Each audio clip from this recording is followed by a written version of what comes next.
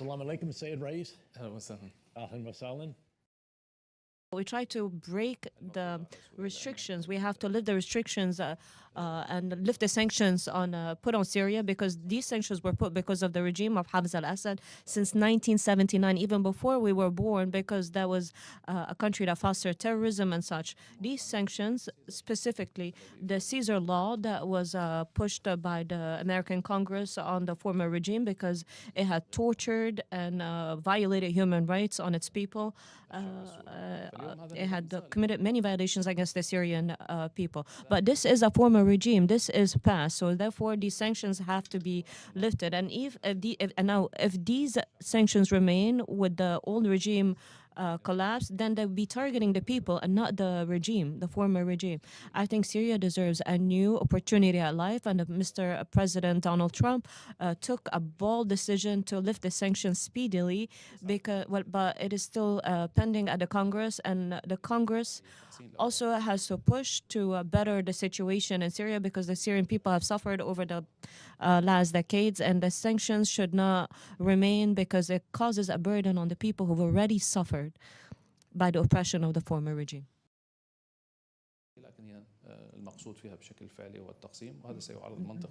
We have made it clear that we'll never accept the division of Syria in faction, because this would lead to trouble and risk against neighboring countries such as Iraq. Therefore, we have to reach peaceful solutions. We have to endorse the document related to the implementation of the convention, with the agreement of all the factions, and those supported by Turkey and those supported by Iran. We have to seize the opportunity in order to reorganize Syria, and because this will benefit everybody, all factions, including the Kurds. Those who are part of the Accord parties to the Abrahamian Accords are not neighbors to Israel. For instance, Syria, as a neighbor, has been subjected to over 1,000 raids, strikes, and incursions, Israeli incursions in Syria from the Golan Heights, and many were killed. So what applies to the parties in the Abrahamian Accords does not apply to Syria. This course is ongoing regarding peace, number 74. I believe that we reached advanced stages, and I hope that will lead us to an agreement that will keep the sovereignty of Syria and also resolve some of the security fears for Israel. We are focused on building and revitalizing the economy. Also, we have a lot of human resources. Syria is a people that love work, and they have diverse expertise.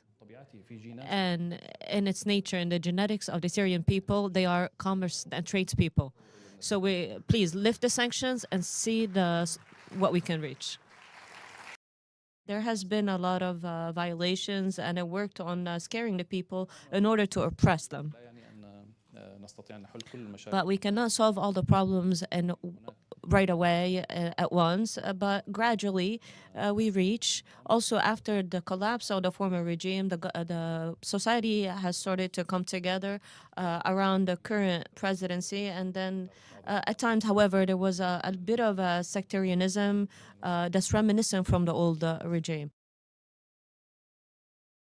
Priorities for this phase is the stability and the security in Syria, and through the unification of the Syrian people and the Syrian land, and limiting weapons, we are going to enhance the security, and there's a good connection with the economic development, between economic development and security stability. forward.